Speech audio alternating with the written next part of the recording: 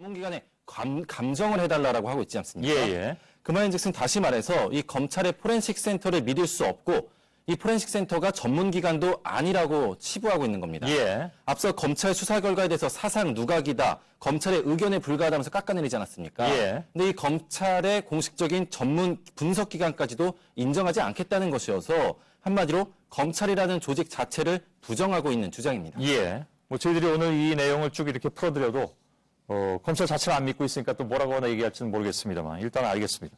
이서준 기자였습니다.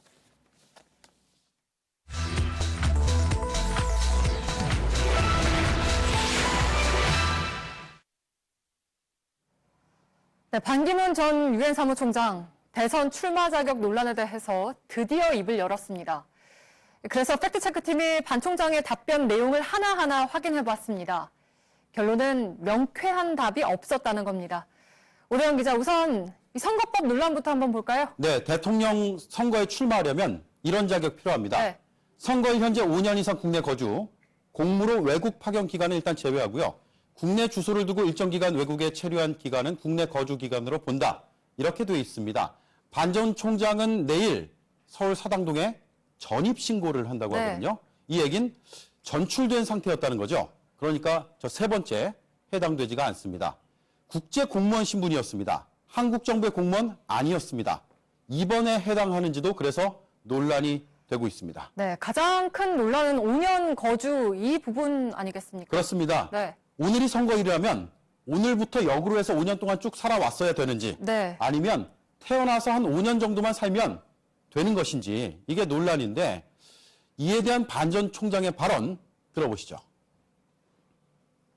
그 중앙선거관리위원회에서 분명히 자격이 된다 이렇게 몇 번 유권을 해석을 했습니다. 그런데도 불구하고 자꾸 그 문제를 가지고 이렇게 나온다는 것은 너무 좀 바람직스럽지 않고. 네, 중앙선거관리위원회가 국회의원실에 제출한 자료 유권 해석입니다. 대통령이 될 사람은 민심의 소재와 국가사회적 실정을 알 수 있어야 한다. 즉 대선 직전까지 계속해서 거주해야 한다라는 취지로 해석이 됩니다. 네. 반면에 그 아래는 이렇게 되어 있습니다. 계속 여부를 불문하고 피선거권이 있다고 볼 수도 있을 것이라고 밝혔습니다. 그러니까 여기서는 반대로 보고 있었습니다. 즉 선관위의 답변서 내에서도 취지의 해석과 문구의 해석이 서로 엇갈린 겁니다. 네, 그러면 법률 전문가들은 어떻게 보고 있습니까? 네, 선관위 해석처럼 법률 전문가의 해석도 엇갈렸습니다. 네. 결국 입법에 대한 해석이 명쾌하지 않다는 건데요. 이런 역사적인 맥락 때문입니다. 이 5년 거주는 1962년 5차 개헌 때 처음 등장을 했습니다. 당시에는 선거일 현재 계속하여 5년 이상 네. 이렇게 분명히 돼 있죠. 그러니까 처음에는 계속하여가 명확하게 들어가 있었군요. 그렇습니다. 그렇게 되고 그 이후에 계속 유지가 됐는데 네. 1987년에 헌법이 바뀌면서 이 조항 전체가 사라지게 됩니다. 그러다가 1997년 선거법에 계속하여만 빠지고 저런 문구가 들어가게 되죠. 그리고 지금까지 이어졌습니다. 그러면 이게 왜 빠졌느냐? 이것만 보면 되겠죠. 저희가 당시 국회 회의록에 명확한 이유가 있을까 싶어서 찾아봤는데 나와 있지가 않았습니다. 따라서 이 5년 거주 규정 논란이 여전히 꺼지지 않았습니다. 네. 그리고 반 전 총장이 기자들에게 받은 또 하나의 질문이 유엔 결의안 위반이잖아요. 이건 어떻습니까? 네, 그 문제가 사실 더 중요할 수도 있겠습니다. 네. 1946년에 결의한 내용입니다. 원문입니다. 이렇게 되어 있습니다. 핵심은 퇴임 직후에 어떤 정부의 자리도 삼가는 게 바람직하다입니다. 이에 대한 반 총장의 오늘 개인 의견임을 전제로 한 말 이겁니다. 들어보시죠. 그 문안의 해석에 여지가 그렇게 많지 않습니다. 없습니다. 그것이 저의 어떤 정치적인 행보, 특히 선출직과 관련된 정치적 행보를 갖다가 막는 그런 조항은 아니고.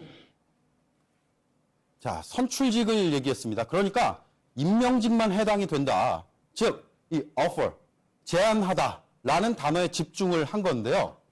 하지만 유엔 결의안의 맥락을 제가 자세하게 보여드리겠습니다. 네. 유엔은 confidential information, 비밀 정보를 가지고 특정 정부에서 일하는 것은 안 된다는 취지를 밝히고 있습니다.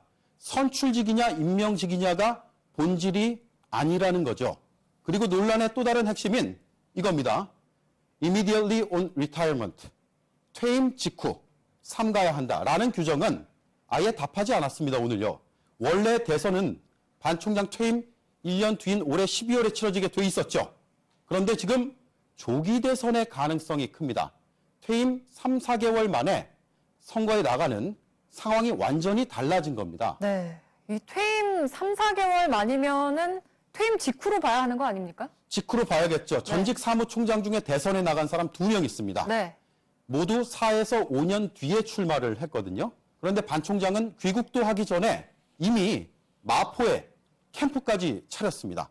대변인 등 참모진도 가동이 됐습니다.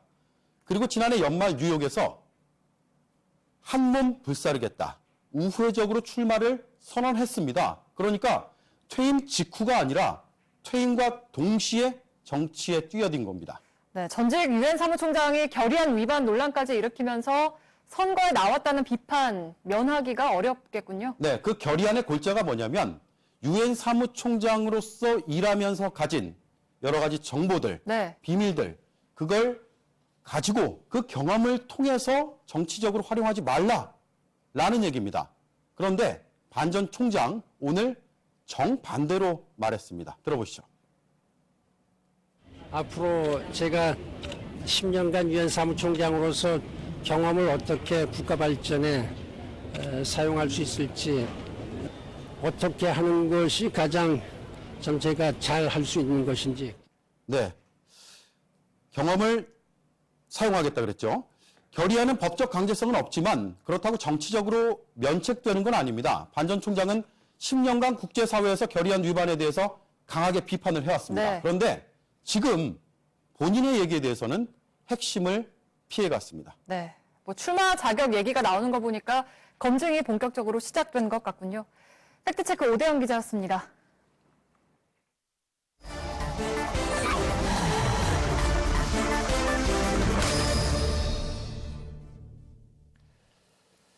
예, 비하인드 뉴스를 시작하겠습니다. 이성대 기자가 나와 있습니다. 자, 키워드 열어주시죠.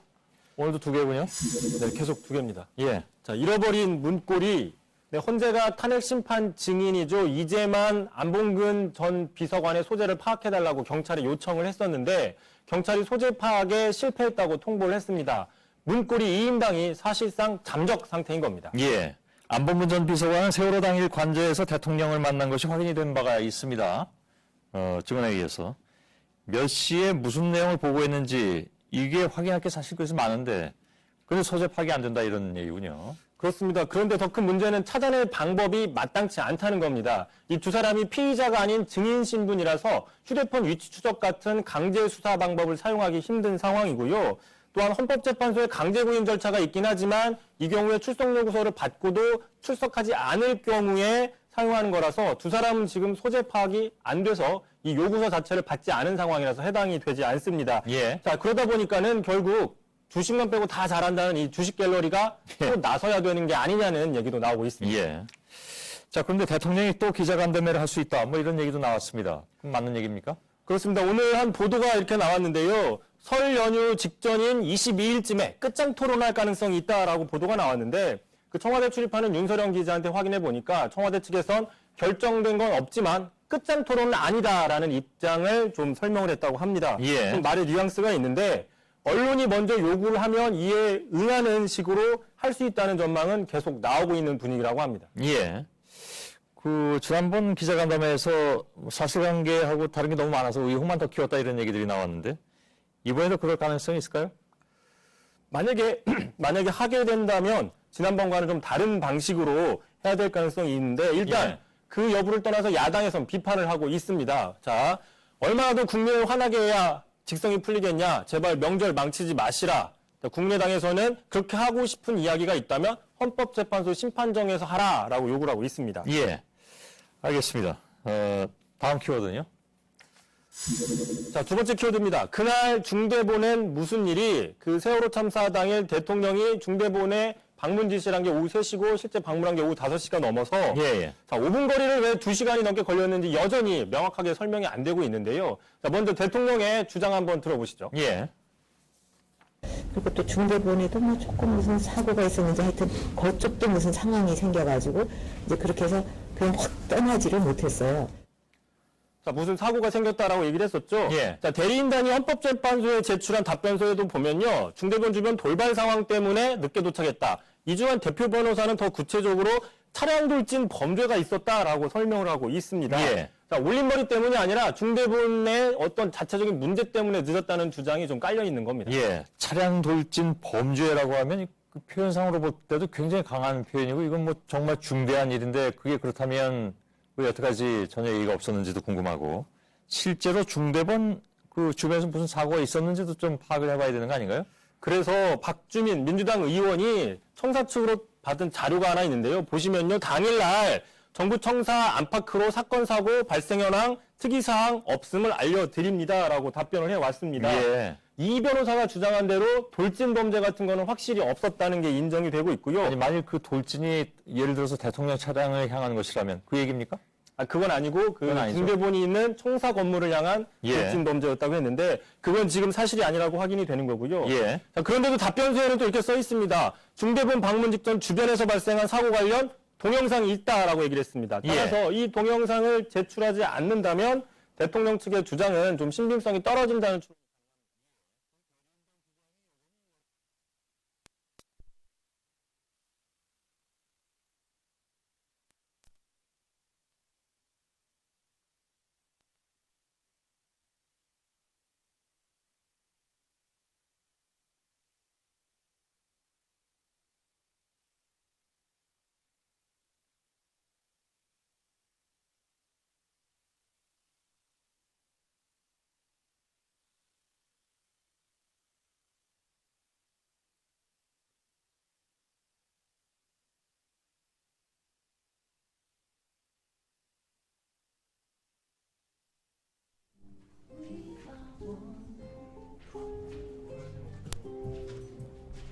So much time wasted, and he gets with love. So many days on crying.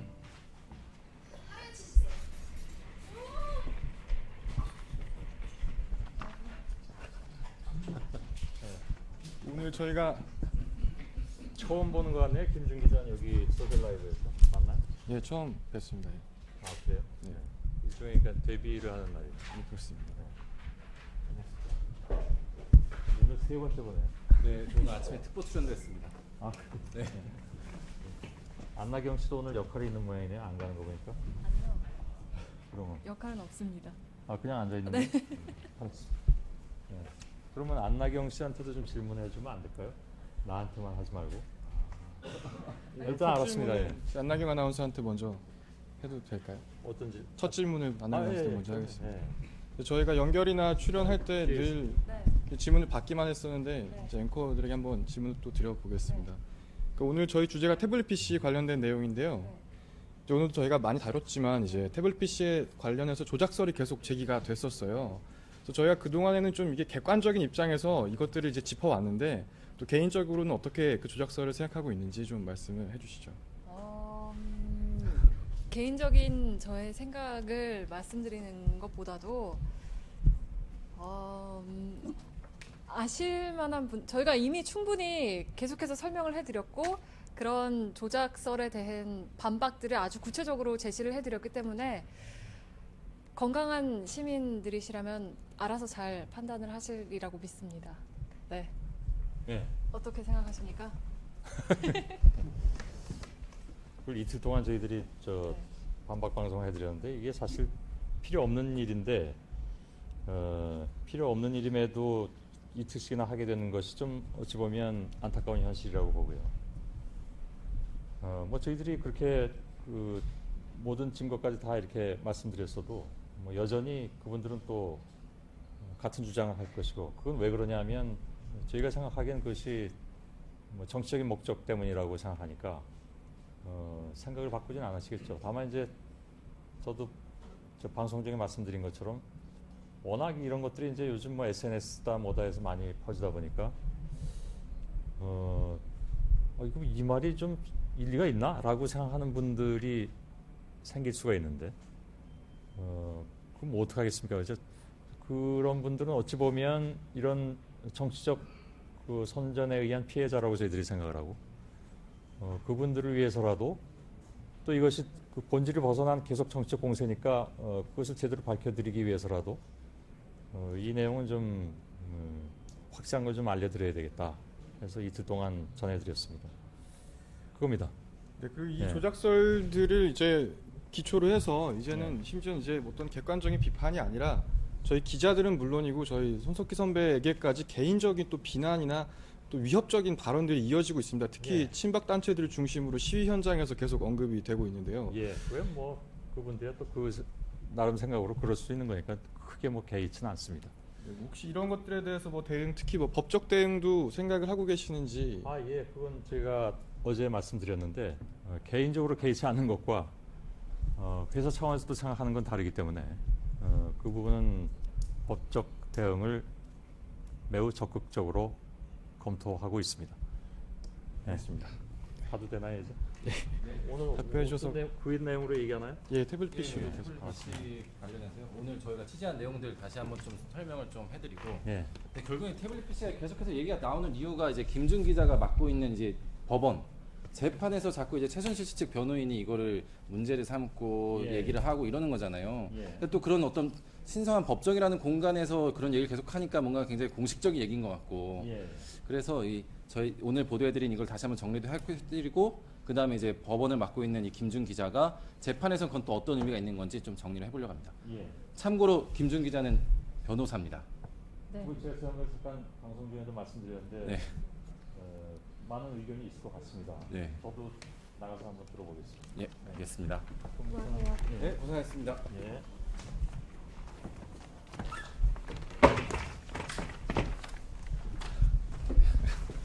예, 안녕하십니까. 예. 안녕하십니까. 오늘 뉴스룸에서 2번 출연하고 오늘 아침에 특보 출연하고 또 나온 사회이부 법조팀 이서준입니다. 네, 저는 사회부 법조팀의 김준 기자입니다. 이서준 선배가 조금 전에 했던 말을 살짝 정정을 해드리면 기자가 맞습니다. 예, 김준 기자입니다. 변호사 자격증이 있는 기자입니다. 예, 그렇습니다. 이러면 되겠지. 예. 저희 이제 법조팀 그 소셜 스토리나 우리 뉴스룸 많이 보셨으면 이제 법조팀 기자들이 많이 익숙하실 것 같은데요. 이제 김준 기자 있고 또 심수미 선배 있고 또 저 있고 그다음에 이제 김필준도 있고 그다음에 박민규도 있고 한데 이 주요 법조팀에 보면은 준으로 끝나는 사람이 이제 3명 있어요. 이제 김준, 이서준, 그다음에 김필준까지 이렇게 3명인데 저희 내부에서는 제가 이제 연차가 이제 가장 높아서 제가 1준이로 불리고 있고요. 제가 2준이고요. 예. 그다음에 이제 김필준이 막내라서 이제 3준이. 예. 예. 그래서 저희끼리는 이제 준 브라더스라고 네. 이렇게 부르고 있습니다. 항상 헷갈립니다. 뭐 이제 팀장이나 선배가 야 준이 어디 갔어 이러면은 저희가 다 이제 누가 대답을 해야 되나 뭐 그런 상황이 나는 그냥 저희가 우스갯소리였습니다. 좀 분위기를 부드럽게 가져가기 위해서 좀 말씀을 드렸고요. 한번 좀 얘기를 한번 시작을 한번 해볼까요? 네. 오늘 이 페북을 틀고 예. 저는 이 페이스북 라이브도 굉장히 처음이긴 하지만 페이스북 자체가 굉장히 낯설어서 늘 신기합니다 이게. 일단 먼저 그러면은 오늘 제가 메인 뉴스에서 보도를 해드렸는데 정리를 어제와 오늘을 정리해드리면은 이런 거예요. 어제는 저희 JTBC의 어떤 취재 과정을 다시 한번 설명을 해드리고 입수 경위를 다시 한번 설명을 해드린 거고 오늘은 이제 검찰에서 이 태블릿 PC를 어떻게 분석했는가 그래서 검찰에서 어떤 결과가 나왔는가에 집중해서 오늘 또 설명을 해드린 거거든요. 그러면서 이제 이 청와대 문건이 어떻게 유출이 됐고 전달이 됐는가 이 부분을 저희가 오늘 말씀을 드렸는데 다시 한번 설명을 해드리면은 이게 완전히 하나의 어떤 체계적인 보고 체계였어요. 예를 들어서 그 이제 청와대 문건이 작성이 되고, 예, 그다음에 시간상 그 청와대 문건이 이렇게 컴퓨터 잘 아시는 분은 아실 테지만 이 한글 파일 문서를 보면은 이게 최종적으로 저장을 몇 시 몇 분 했는가가 저장이 돼요. 그러니까 그걸 봤을 때 이 최종적으로 저장을 딱 누른 시간이 몇 시 몇 분. 근데 그리고서는 몇 분, 5분도 안 돼서 심지어 1분 만에 이메일로 이 파일이 첨부돼서 보내지는 겁니다. 그리고 나서 바로 이제 정호성이 최순실에게 전화를 하거나 문자를 하는 거죠. 보냈습니다. 그 다음에 이게 태블릿 PC로 저장이 되는 이 과정인 거죠. 그렇습니다. 이게 디지털 기기들을 통해서 전달이 됐기 때문에 컴퓨터에 정확한 저장 시각이 남아 있고 또 정호성 전 비서관이 최순실 씨에게 문자 메시지를 보낸 시간이 남아 있습니다. 그리고 또 그 최순실 씨가 태블릿 PC에서 열어봤던 시간, 열어보면은 자동으로 이제 임시 저장처럼 이렇게 태블릿 PC 저장이 되지 않습니까? 또 그렇기 때문에 시간이 정확하게 남아 있어요. 그런데 보면은 이제 작성으로부터 거의 한 5분 내외에서 한 5, 6분 내외에 정 전 비서관이 최순실 씨에게 보냈다라고 문자 메시지를 보내고서 2번 보고를 하는 거죠. 이제 메일로 보고를 한번 하고 문자로 보고를 하고. 통상 굉장히 저희가 격식을 차려서 보고를 할 때 취하는 방식인데 그리고 최 씨가 보고 다시 이거를 피드백을 주고 이런 과정이 굉장히 하나의 체계화된 보고 시스템처럼 그동안 운영이 되어 온 겁니다. 맞아요. 저희도 심수미 선배한테 뭐 전달해서 정리한 거 보낼 때 아무리 저희가 심수미 선배를 존경하고 정말 좋은 선배지만 보냈습니다 라고 바로바로 전화드리고 이러지까지는 않거든요. 근데 이 정호성 전 비서관은 이 메일을 보내자마자 바로 1분 만에 전화해서 예 보냈습니다. 네 보냈습니다. 이런 것들이 나오는 거예요. 근데 이 검찰이 그러면 이제 그럼 얼마나 정호성 전 비서관이 많이 보냈는가를 확인했을 거 아니에요. 문자 내역을 쫙 뽑은 거죠. 그랬더니 보냈습니다. 예, 확인해 주십시오. 막 이런 문자들이 특정 1년 정도 기간 동안에 한 200몇 건이 나오는 건데 그것도 예, 복구 가능한 것만 그만큼이었던 거예요. 근데 정 전 비서관이 이 검찰 조사에서 이제 검찰이 얼마나 그럼 보낸 겁니까? 이렇게 질문을 하니까 그거에 대한 대답이 정 전 비서관의 대답이 진술 내용이 뭐였냐면은 거의 메일이었습니다. 거의 메일. 좋습니다. 일단 저희가 뭐 키워드를 중심으로 또 좀 진행을 해야 되니까 다음 키워드로 한번 넘어가 보는 게 좋을 것 같은데요. 일단 저희가 오늘 정한 키워드는 모두 3개인데요. 첫 번째 키워드는 좌표입니다. 일단 오늘 저희가 그 리포트를 통해서도 전달을 해드렸었는데 이제 태블릿 PC에 남아있는 좌표와 최순실 씨가 다녔던 행적들을 비교를 해보면 그게 굉장히 일치를 하는 부분들이 많다는 겁니다. 그렇기 때문에 이 태블릿 PC에 대해서 최 씨 측에서는 내게 아니다. 나는 태블릿 PC를 사용할 줄 몰랐다라고 주장을 하고 있지만 최 씨의 동선을 따라다닌 태블릿 PC의 기록이 있기 때문에 또 그것이 검찰의 포렌식 분석 결과로 밝혀졌기 때문에 이제는 부인하기가 어려운 상황이 됐다는 겁니다. 그 제주도를 한번 설명을 좀 해주세요. 그렇습니다. 좀 아까 저희가 말씀 한번 드리긴 했는데요. 2012년 8월 15일에 최순실 씨가 김포에서 제주도로 비행기를 타고 14일에 이동을 했습니다. 아, 맞습니다. 14일에 이동을 했는데요. 이제 8월 15일에 그 태블릿 PC의 좌표가 제주도로 기록이 돼 있는 겁니다. 그리고 그 근처에 이제 장시호 씨의 집도 있었는데요. 저희가 이걸 보도할 때 조금 저희가 우려가 됐던 부분은 뭐냐면은 그럼 이 태블릿 PC가 과연 장시호 씨 게 아니라 최순실 씨 거냐? 혹시 이게 제주도에 있었다는 거는 장시호 씨 것이기 때문에 그랬던 건 아니냐? 이런 의혹이 제기될까봐 또 저희가 좀 걱정을 했습니다. 그렇지만 만약에 장시호 씨의 태블릿 PC였다면은 제주도에서 더 여러 차례 기록이 남아 있었겠죠, 좌표가. 그리고 또 그 위에도 2012년 7월과 2013년 7월에도 최순실 씨가 독일에 갔을 때 독일에서 이제 우리나라 영사관이 보낸 문자나 아니면 또 통신사에서 보낸 안내 문자들이 남아 있다는 거고요. 또 태블릿 PC의 좌표상으로도 독일에 최순실 씨가 갔던 일자에 태블릿 PC가 독일에 머물고 있었다는 게 증명이 됐다는 겁니다. 예, 독일을 다시 한번 좀 설명해 드리면요. 여러분 해외여행 가실 때 이제 뭐 비행기 모드로 해놨다가 이제 내리면서 핸드폰을 키잖아요. 또 태블릿 PC를 키잖아요. 근데 당시 기종이 그 전화가 가능한 갤럭시 탭 기종이었어요. 그러니까 문자까지도 다 되는, 그러니까 전화도 사용할 수 있는 그런 문자도 받을 수 있는 그런 기종이었는데, 근데 내리자마자 키면은 바로 오는 문자가 뭡니까? 외교부에서 이제 영사관 번호가 어디다, 뭐 무슨 일 있을 땐 전화 주십시오. 그 문자 오고 그 다음에 바로 자기 통신사 이제 로밍 안내 문자. 독일 로밍은 얼마입니다. 9,900원에 뭐 무료 무제한 쓸 수 있다. 이런 문자 있잖아요. 그런 문자가 옵니다. 그런 문자들이 이제 최순실 씨가 이 최순실 씨의 출입국 기록에서 독일로 출국하고 그리고 바로 다음 날, 그러니까 11시간이라는 이 비행 시간으로 해서 바로 다음 날 이 태블릿 PC에 그 문자들이 짜라라락 오는 거죠. 근데 그게 한 번이 아니라 2012년에도 독일을 갔고 2013년에도 독일을 갔는데 그때마다 그런 문자들이 짜라락 왔다는 겁니다. 네, 저희가 오늘 페이스북 소셜 라이브를 시작하면서 했던 첫 번째 질문이 이제 태블릿 PC 조작설이었는데요. 다시 한번 짚어드리면 저희가 지금 키워드를 이 세 가지를 정한 이유는 태블릿 PC 조작설을 반박하는 근거를 저희가 제시를 하고 있는 겁니다. 그러니까 저희가 첫 번째 정했던 이제 키워드였던 좌표를 통해서 우선은 태블릿 PC 조작설을 이제 근거가 없다라는 걸 저희가 말씀을 드리고 싶은 거고요. 저희의 두 번째 키워드는 위장 메일입니다. 이서준 선배가 위장 메일에 대해서 한번 말씀을 좀 해주시는 게. 예, 전 이거를 취재를 해서 봤을 때 사실 처음에 너무 좀 웃겼어요. 이 최순실 씨, 이 사람들이 이 자료를 공유하는 방식은 이거예요.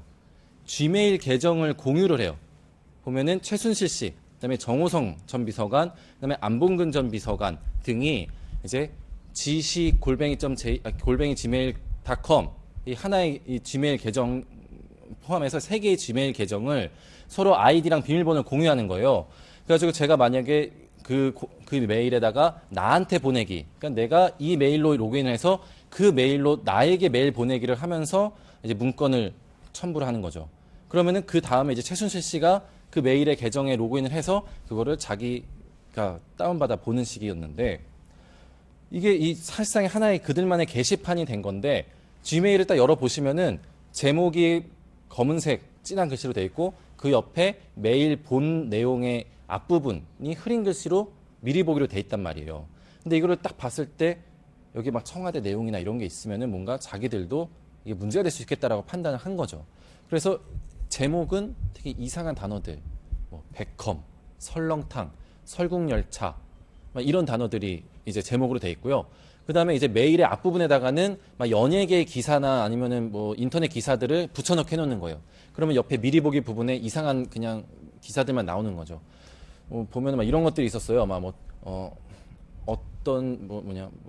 크레용 팝이 뭐 미국에서 인정을 받았다. 뭐 이런 이제 연예계 기사들이 막 써져 있고, 그다음에 누가 핸드폰을 어떤 걸 출시했다. 막 이런 내용들을 이제 해서 가리는 거죠. 그러니까 그만큼 이들도 이게 문제가 될 수 있다라고 생각을 하고 있던 거죠. 이걸 보여주시면 되겠네요. 이거는 다른 거네요. 예, 이거는 이제 또 다른 저희 아까 리포트에서도 보여드렸던 이제 저희 컴퓨터 그래픽인데요.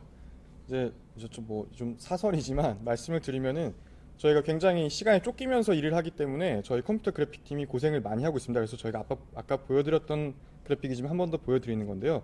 이렇게 보시는 것처럼 그 태블릿 PC에 들어있는 메일을 살펴보면은 이제 안, 춘, 정이라고 이렇게 제목 가장 앞에 이렇게 써 있습니다. 이게 안봉근 전 비서관이나 정호성 전 비서관 등 박근혜 대통령의 측근들의 이름이 써 있는 건데요. 이게 아무래도 그 세 사람이 누가 이 하나의 메일 계정을 공유하면서 누가 최순실 씨와 공유를 했는지를 표시하기 위해서 이제 자기 이름에서 한 글자씩을 따서 올렸다라는 거를 알 수 있는 내용이 여기 있는 겁니다. 그래서 저희가 앞서부터 하나씩 다시 짚어드리고 있지만 결국은 이게 태블릿 PC가 조작된 게 아니라는 근거가 또 되는 건데요. 어떻게 이런 걸 상상을 해서 여기다 만들 생각을 할 수가 있겠습니까? 지금 많은 분들이 아마 느끼고 계실 텐데 지금 이 시국이 상상도 못했던 시국이다 이렇게 생각을 하실 겁니다. 최근에는 이게 정말 우리가 상상이나 할 수 있었던 일일까 하는 일들이 자꾸만 눈앞에서 실현되는 걸 우리가 목격을 하고 있는데요. 그것도 황당한데 더군다나 그 많은 것들을 상상해내서 그 일들을 꾸며내기 위해서 이 태블릿 PC라는 걸 조작을 해왔다 이런 생각을 하는 것도 저는 조금 사실 상식적으로 이해하기가 어려운 부분입니다. 사실 뭐 수사 진행되는 거를 이제 검찰의 수사와 그다음에 특검의 수사를 취재를 하고 옆에서 지켜보는 입장에서 최순실 씨 측은 왜 이 태블릿 PC에 그렇게 매달리는 걸까? 나름대로 좀 그냥 결론 내리자면은 그것 말고는 더 이상 얘기할 게 없을 만큼 궁지에 몰린 상태라는 거예요. 제가 볼 때는. 그러니까 지금 특검 수사도 그렇고 검찰 수사도 그렇고 생각보다 굉장히 많은, 기대보다 더 많은 증거물들이 나왔고 조사가 진행이 됐고 수사가 확대가 되고 있거든요. 이런 상황에서 사실상 최순실 씨가 궁지에 몰린 상황에서 이 태블릿 PC만 어떻게 좀 흔들어 보면 뭐가 되지 않을까. 그것 말고는 아무것도 지금 할 수 있는 전략이 없는 게 아닌가 이런 생각이 좀 듭니다. 그렇습니다. 역시 저희가 이제 세 번째 키워드에서 비슷한 얘기를 좀 이어나가려고 하는데요. 저희의 세 번째 키워드는 바로 태블릿 증거 다툼입니다. 최근에 정호성 전 비서관이 이제 변호인을 새로 선임을 하면서 이제 입장을 좀 바꿨어요. 전 이 부분을 좀 눈여겨볼 필요가 있다고 생각을 하는데요. 당초 첫 공판 준비 기일에서 이제 정 전 비서관의 변호인이 뭐라고 했냐면은 이제 주요 혐의들을 다 인정을 하겠다. 그리고 제출된 태블릿 PC를 포함해서 증거들에도 동의하겠다 이런 입장을 밝혔었어요. 그런데 바로 다음 기일에 정 전 비서관의 변호인이 다른 사람으로 이제 교체가 되면서 이제 입장을 바꾼 거거든요. 이제 혐의도 인정하기가 어렵다. 그리고 태블릿 PC에 대해서도 감정이 필요하다라는 거였어요. 근데 이 부분을 조금 짚어보면은 그 앞에 이경재 변호사, 그러니까 최순실 씨의 변호인이 먼저 태블릿 PC를 문제를 삼았습니다. 근데 이게 사실 법적으로 보면 조금 황당한 주장인 게 이 태블릿 PC는 정 전 비서관의 유죄의 증거로 삼기 위해서 제출이 된 거거든요. 최순실 씨의 혐의들은 태블릿 PC와는 전혀 상관이 없습니다. 그렇기 때문에 이걸 법정에서 다툴 수 있는 거는 정 전 비서관 측이었는데 최 씨가 다퉜기 때문에 당시에는 조금 황당한 주장이었죠. 근데 그 이후에 갑자기 정 전 비서관의 변호인이 교체가 되면서 역시 이경재 변호사의 말처럼 태블릿 PC를 문제 삼기 시작을 했다는 겁니다. 그리고 저희가 여기서 좀 또 말씀을 드리고 싶은 게 그 법적 이제 그 정 전 비서관의 변호인이 했던 말이기도 한데요. 독수독과라는 말을 했습니다. 이게 말이 조금 어려운데 이렇게 나무로 생각을 할 수가 있어요. 나무에는 열매가 열리는데 이 나무에 독이 만약에 깃들어 있다면 이게 독수라고 부르는 거고요. 이 나무에 독이 깃들어 있다면 여기서 열린 열매들까지 독이 깃들어 있다는 겁니다. 그래서 정호성 전 비서관의 변호인이 지금 주장을 하고 있는 거는 이 태블릿 PC가 위법하게 수집된 증거다, 이 불법 증거다 이렇게 얘기를 하는 거예요. 그런데 지금 검찰의 수사가 기본적으로는 이 태블릿 PC에서 시작이 됐기 때문에 이게 불법이면 모든 수사 그리고 모든 압수수색에서 수집했던 증거들이 모든이라고 하기엔 무리가 있을 수 있겠지만 이제 태블릿 PC로부터 시작을 해서 자택에서 압수한 뭐 핸드폰에 들어있는 내용들 이런 것까지 증거로 삼을 수 없다 이런 주장을 하고 있는 겁니다. 그러니까 정말 논리적으로 말이 안 되는 거죠. 어떤 여론의 계기, 저희가 그래서 스모킹 건이라고 하잖아요. 그러니까 이 수사에 탄력을 받을 수 있는 계기가 될 수 있지만 이런 이 혐의를 입증해 나가는 논리적 부분에 있어서는 이 태블릿 PC는 이 정호성 전 비서관의 그 문건 유출 혐의를 확인해주는 일부의 증거물인 거예요. 나머지 부분들에 대해서는 뭐 뇌물 수사나 이 강요죄 부분이나 직권남용 부분이나 전혀 다른 바로 그 변호사의 표현대로 표현을 하자면은 전혀 다른 나무와 전혀 다른 뿌리에서 발전된 혐의들이고 그리고 이제 기소가 된 거잖아요. 근데 이거 하나로 모든 혐의가 다 또 모든 법적 논리가 무너진다? 정말 말이 안 되는 거죠. 어떻게 저는 사실 법조인이 어떻게 그런 논리 체계를 주장할 수 있는지 정말 이해가 안 가고요. 또 일단은 검찰뿐만 아니라 특검도 그렇고 이 태블릿 PC의 증거 능력에는 아무런 문제가 없다라고 결론을 내고 있습니다. 전 여기서 요새 유행하는 말인데요. 큰 그림이라는 말을 많이 하지 않습니까? 그래서 큰 그림이라는 말을 좀 써서 표현을 하고 싶은데요. 이제 이걸 좀 살펴보면은 단순히 이 재판에서만 다투고 있는 게 아니라 헌재에서 이루어지고 있는 탄핵 심판하고도 다투고 있는 거고요. 저는 딱 이 법정에서 변호인이 이 태블릿 PC를 문제 삼기 시작했을 때 어떤 느낌을 받았냐면요. 그 최근 SNS를 통해서 이제 이렇게 막 말이 돌지 않습니까? 뭐 태블릿 PC가 어떤 문제가 있다. 그런 정치적인 어떤 근거 없는 낭설들을 법정으로 끌고 왔다 이런 생각이 들었습니다. 그래서 이걸 사실은 큰 그림으로 보자면은 최순실 씨가 지금 재판을 받고 있는 그 형사 재판 그리고 탄핵 심판 그리고 정치적인 입지까지 큰 그림을 그려서 이 태블릿 PC를 발판으로 삼아서 한번 이 상황을 뒤집어 보겠다 이런 의도를 갖고 있는 게 아닌가 이런 생각이 듭니다. 어떻게 그런 저희가 속칭 그렇게 얘기하지 않습니까? 찌라시라는 말을 하고 있는데 찌라시에서 나올 법한 내용들을 법정에서 주장하는 것도 조금 저는 당황스러웠지만 이제 또 이걸 살펴보면은 지금 재판에서 다뤄야 할 쟁점들이 굉장히 많습니다. 지금 피고인은 셋이지만 사실상 박근혜 대통령까지 이제 공모한 것으로 공소장에 기재가 돼 있기 때문에 또 증거 양도 굉장히 많습니다. 거의 2만 페이지 정도라고 알려지고 있는데요. 그리고 또 그 재판부가 봐야 할 증인도 굉장히 많고요.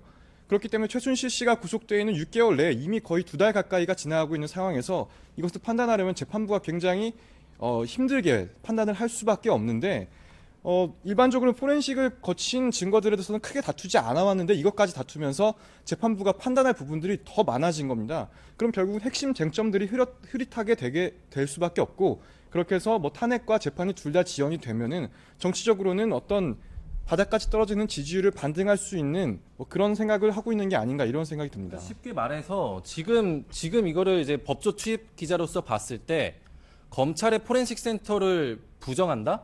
그 말인즉슨 앞으로 검찰이 모든 수사를 할 때마다 모든 증거 분석에 대해서 항상 재판에서 다투자. 항상 검찰을 못 믿겠다라고 하자는 얘기거든요. 그럼 제2, 제3, 제4의 포렌식 센터를 만들자라고 주장하고 있는 거고 그 말인즉슨 우리나라의 수사기관을 일단 부정하는 겁니다. 또 하나 지금 재판에서 보이는 이 변호사들 최 씨 측의 그 태도를 보면은 이 최 씨 측과 정호성 측의 그 전략들을 보면은 사실상 이 재판의 어떤 권위를 무너뜨리고 있다는 생각이 들어요. 사실 뭐 이거 거의 뭐 코미디를 만들고 있거든요. 그리고 또 이 헌법재판소에서 이 증인들이 하는 이 증인 태도들, 사실상 이 헌법재판소 최고의 지금 헌법재판소를 완전히 무시하고 있는 거거든요. 이 박근혜 대통령과 최순실, 그다음에 이번 사태의 이 사건 관계자들, 그러니까 핵심 피의자들이 우리나라의 사법 체계를 완전히 부정하고 또 무시하고 이거를 가볍게 만들고 있다라는 부분이 좀 가장 큰 저의 어떤 실망하는 부분입니다. 그렇습니다. 이 태블릿 PC를 뭐 이제 다투더라도 증거로 채택을 할 수는 있습니다. 뭐 감정 신청을 했기 때문에 또 감정을 할 수도 있는 거고요. 그렇지만 문제는 이게 시간이 굉장히 오래 걸리고 과연 무엇을 위해서 이것을 다투고 있느냐라는 의문이 드는 겁니다. 그렇기 때문에 검찰에서도 이 법정이 정호성 전 비서관의 법정이냐 아니면 박 대통령을 위한 법정이냐 이런 말도 했던 거고요. 또 어제는 더 나아가서 이 모든 조직적인 방해의 배후에는 대통령이 있다라고 이렇게 좀 격하게 반응을 할 정도로 검찰에서도 지금 이 상황을 납득하지 못하고 있는 겁니다. 저는 지금 이 하루하루 취재를 하면서 계속해서 이렇게 생각이 나는 부분이 이제 그 워터게이트에서 닉슨 대통령의 마지막 발언이거든요. 내가 억울한 부분이 있긴 하지만 우리나라의 모든 이슈와 모든 논란이 다 자기의 사건에 매몰되는 것이 이 국익에 반하기 때문에 물러나겠다라면서 물러난 그 마지막 이제 연설이잖아요. 지금 이 박근혜 대통령과 최순실 씨가 끝까지 그 검찰 수사는 거부하고 또 헌법재판소의 증인도 그런 식으로 진행이 되고 하면서 어느 정도까지 이 대한민국의 어떤 사법 체계, 그다음에 대한민국의 행정 체계, 대한민국의 어떤 권위가 어디까지 우리가 흔들려야 되는가라는 생각이 좀 듭니다. 그렇습니다. 오바마 전 대통령도 이제 최근에 퇴임사를 밝혔는데요.